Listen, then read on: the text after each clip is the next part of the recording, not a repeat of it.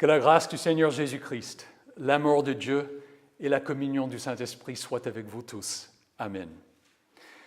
Le texte pour notre méditation est la lecture de l'Évangile de Matthieu. Je relis juste les 2 premiers versets. Le royaume des cieux ressemble à un trésor caché dans un champ. L'homme qui l'a trouvé le cache et dans sa joie, il va vendre tout ce qu'il possède et achète ce champ. Le royaume des cieux ressemble encore à un marchand qui cherche de belles perles. Lorsqu'il a trouvé une perle de grande valeur, il est allé vendre tout ce qu'il possédait et l'a acheté. Voici la parole du Seigneur. Veuillez vous asseoir.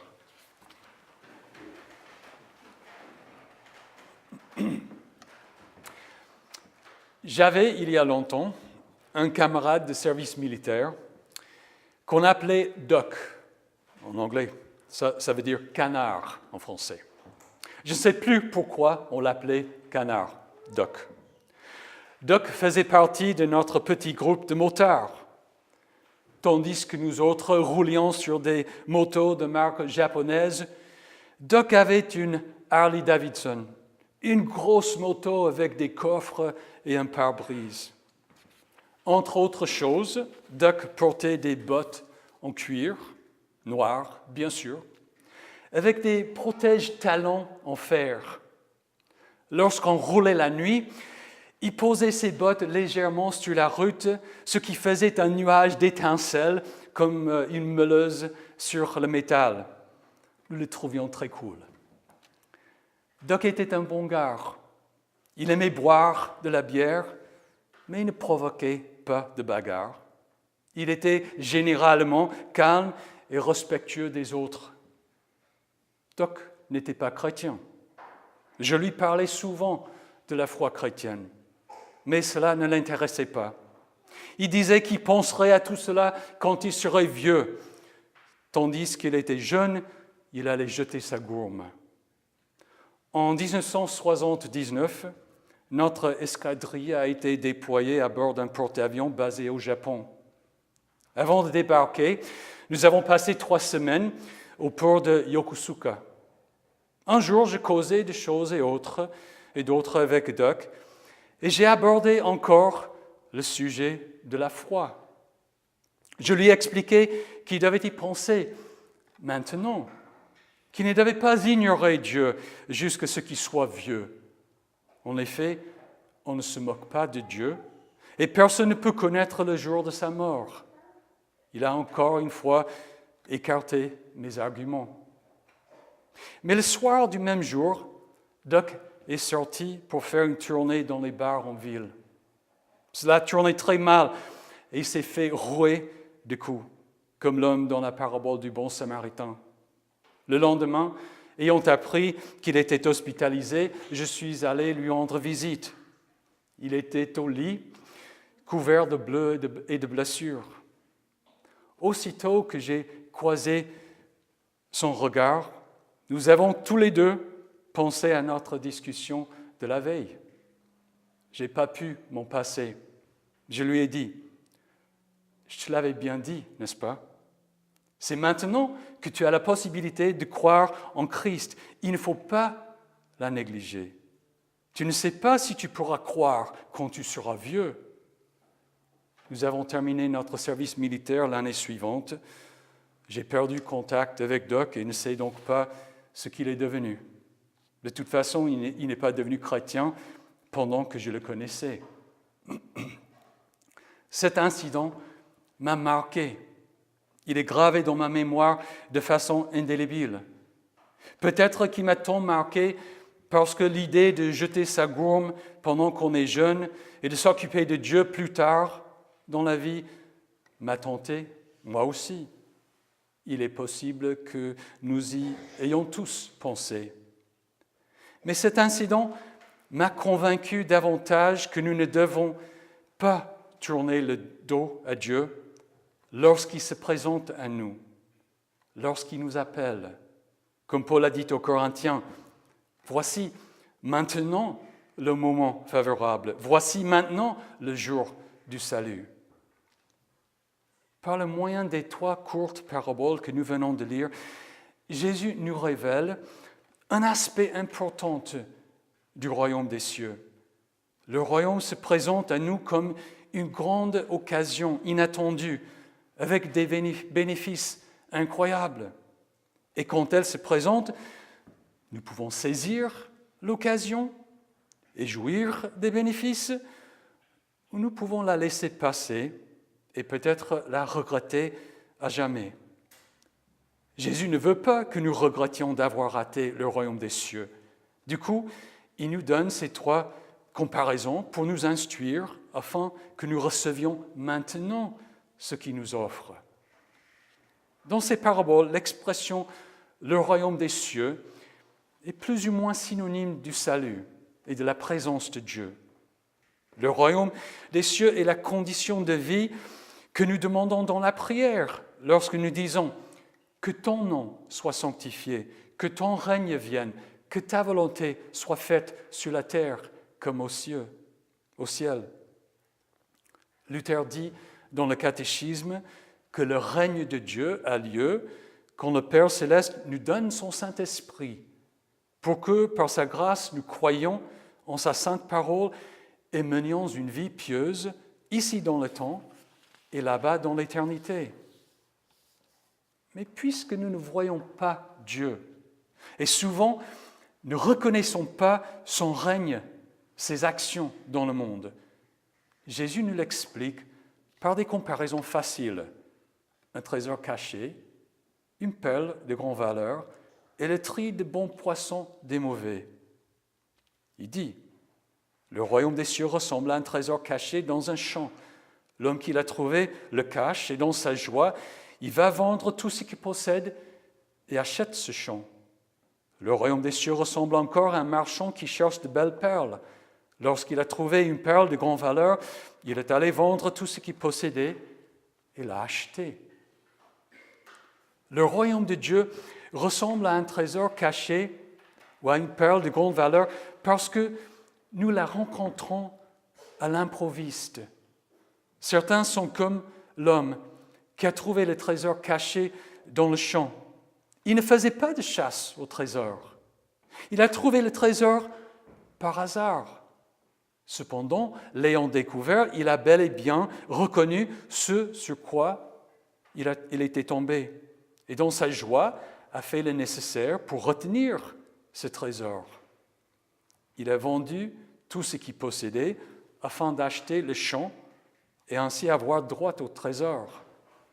Nous pouvons imaginer découvrir de l'or ou du pétrole dans un champ qui ne nous appartient pas. Nous nous taisons et cherchons un moyen d'acheter ce champ pour avoir les droits sur ces ressources naturelles. La plupart du monde aujourd'hui est en dehors du royaume des cieux. Par nature, l'homme ne connaît pas le vrai Dieu et ne cherche pas sa volonté. Nous rencontrons Dieu et son royaume par le moyen de sa parole. Mais encore, la plupart du monde ne cherche pas cette parole. On ne lit pas la Bible, ni fréquentons une église. En conséquence, trouver le royaume de Dieu est comme la découverte d'un trésor caché. C'est souvent par hasard. Il nous faut une rencontre inattendue avec la parole de Dieu. Rencontrer un chrétien, voir un film ou lire un livre. Certains y devinent ce qu'ils ont trouvé, un trésor, et le saisissent. Comme un trésor caché dans un champ, il ne faut pas négliger une rencontre avec Dieu et son royaume, comme mon ami Doc l'a fait. En effet, on ne peut pas savoir si l'occasion se présentera encore. Comme un produit dans un magasin, tu risques de revenir trouver qu'il n'est plus là. C'est parce que cette rencontre avec Dieu, avec sa grâce et sa faveur, n'est pas vraiment du hasard.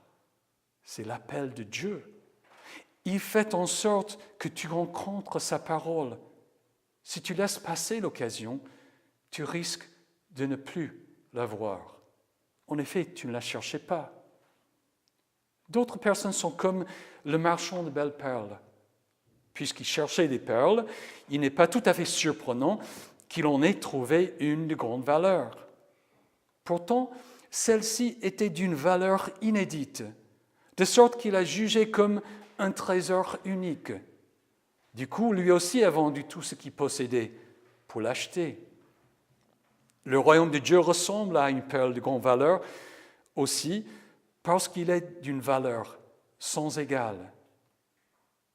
Pourquoi voudrait-on risquer tout ce qu'on possède, même sa vie, pour acheter une telle perle? Eh bien, parce que c'est un trésor. Nous pensons qu'avec toute cette richesse, rien ne nous manquera pour le reste de la vie et que nous vivrons heureux et aurons beaucoup d'enfants. Comme il est donc triste que ce rêve ne puisse se réaliser que pour quelques-uns des milliards d'hommes, femmes et enfants sur la terre. En effet, il y a si peu de trésors cachés sur la terre. Par contre, le royaume de Dieu, le royaume des cieux, est ouvert à tous et est véritable porteur de bonheur et de sécurité. Cela devrait nous interpeller. Dieu veut que toutes et tous entrions dans son royaume. C'est pourquoi Jésus est venu dans le monde. C'est lui qui nous apporte et dévoile le royaume de Dieu. Nous n'avons pas à le chercher, ni à faire une quête, ni à parcourir la terre comme Indiana Jones. Jésus nous apporte le royaume. Il nous invite à entrer dans la direction et la protection de Dieu. Il nous invite à espérer le jour où les justes resplendiront comme le soleil dans le royaume de leur Père. Le trésor que Dieu nous offre est le bonheur absolu. Rien d'autre ne peut valoir le royaume de Dieu. Il n'y a pas de solution humaine à nos conflits, ni à nos souffrances, ni à notre mort. Si vous n'en êtes pas persuadé, je dirais que vous n'avez pas regardé le journal cette dernière semaine. Mais il y a une solution divine, le règne de Dieu. Il y a un jour établi par Dieu où Jésus-Christ mettra fin à toutes nos souffrances et à tous nos conflits. Il reviendra comme roi des rois pour nous ressusciter, nous transformer et nous faire entrer dans sa présence. Sa propre résurrection et le don du Saint-Esprit en sont la garantie. Semblable à la découverte d'un trésor caché par un coup de chance incroyable, la gloire promise nous est donnée par la simple foi en Christ. Tout ce qu'il faut pour trouver le royaume est de regarder Jésus. Il est lui-même le trésor caché et la perle de grande valeur. En effet, Dieu règne déjà. Sa volonté sera faite sur la terre comme au ciel, que l'homme le veuille ou non. Que faire donc? Nous ressemblons à ce marchand de perles. Notre présence dans l'Église aujourd'hui indique que nous avons trouvé quelque chose de grande valeur. Avons-nous pris toutes les dispositions pour l'acquérir et la retenir? Nous approchons-nous continuellement de Dieu par l'usage régulier de sa parole et des sacrements? Ou les négligeons-nous de sorte à nous éloigner de Dieu? Ferons-nous comme ceux des paraboles qui ont tout vendu pour acquérir le trésor et la perle? Ou laissons-nous passer l'occasion comme mon ami Doc? C'est l'occasion ou jamais. Personnellement, je n'aime pas prendre beaucoup de risques. Il me serait difficile de vendre tout ce que je possède pour acheter un champ et pour avoir un trésor caché. Il est parfois aussi difficile de croire à la parole de Jésus et de nous confier à lui.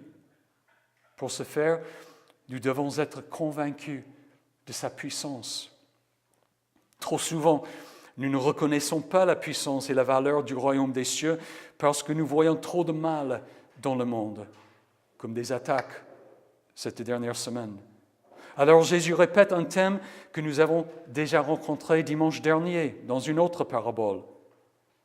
Le royaume des cieux ressemble encore à un filet jeté dans la mer et qui ramène des poissons de toutes sortes. Quand il est rempli, les pêcheurs le tirent sur le rivage et s'asseyent. Puis ils mettent dans des paniers ce qui est bon et jettent ce qui est mauvais. Il en ira de même à la fin du monde. Les anges viendront séparer les méchants d'avec les justes et les jetteront dans la fournaise de feu, où il y aura des pleurs et des grincements de dents. Jésus insiste sur le jugement à la fin du temps. Il reviendra avec ses anges qui sépareront tous les hommes, les méchants d'avec les justes. Il y insiste parce que le jugement est plus d'une menace à l'homme pécheur et ennemi de Dieu. Il fait partie aussi du trésor qu'est le royaume de Dieu. En effet, lorsqu'il n'y aura plus de mal, ni de diable, ni de méchants, ni de malédiction, ce sera le paradis. Dieu fera un nouveau ciel et une nouvelle terre où nous habiterons dans la gloire sans aucun mal. Il ne faut pas rater ça.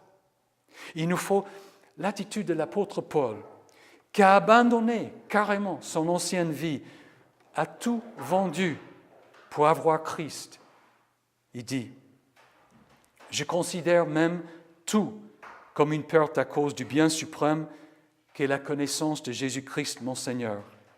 À cause de lui, je me suis laissé dépouiller de tout, et je considère tout cela comme des ordures, afin de gagner Christ et d'être trouvé en lui, non avec ma justice, celle qui vient de la loi, mais avec celle qui s'obtient par la foi en Christ, la justice qui vient de Dieu et qui est fondée sur la foi. Ainsi, je connaîtrai Christ, la puissance de sa résurrection et la communion à ses souffrances. La puissance de sa résurrection et la communion à ses souffrances en devenant conforme à lui dans sa mort, pour parvenir d'une manière ou d'une autre à la résurrection des morts. Après avoir parlé ces paraboles, Jésus demande à ses disciples, « Avez-vous tout compris ?» « Oui, Seigneur, répondit-il. Et il leur dit, « C'est pourquoi tout spécialiste de la loi, instruit de ce qui concerne le royaume des cieux, ressemble à un maître de maison qui tire de son trésor des choses nouvelles et des choses anciennes. » Si nous avons saisi le sens de ces paraboles, du moins un peu, nous avons été instruits de ce qui concerne le royaume des cieux. Nous avons donc un message important à transmettre à d'autres personnes. C'est qu'en Jésus-Christ, nous avons trouvé un trésor de valeur incomparable, car il nous fait entrer dans le royaume de Dieu. Dieu est avec nous et nous sommes son peuple. Nous avons donc l'assurance de la gloire éternelle. Et le comble, c'est que nous n'avons pas eu à peiner pour trouver Christ et son royaume. Au contraire, c'est Christ qui nous a cherchés. En effet, le don gratuit de Dieu, c'est la vie éternelle en Jésus-Christ, notre Seigneur. Il ne faut pas rater ça. Amen. Que la paix de Dieu, qui dépasse tout ce que l'on peut comprendre, garde votre cœur et vos pensées en Jésus-Christ pour la vie éternelle. Amen.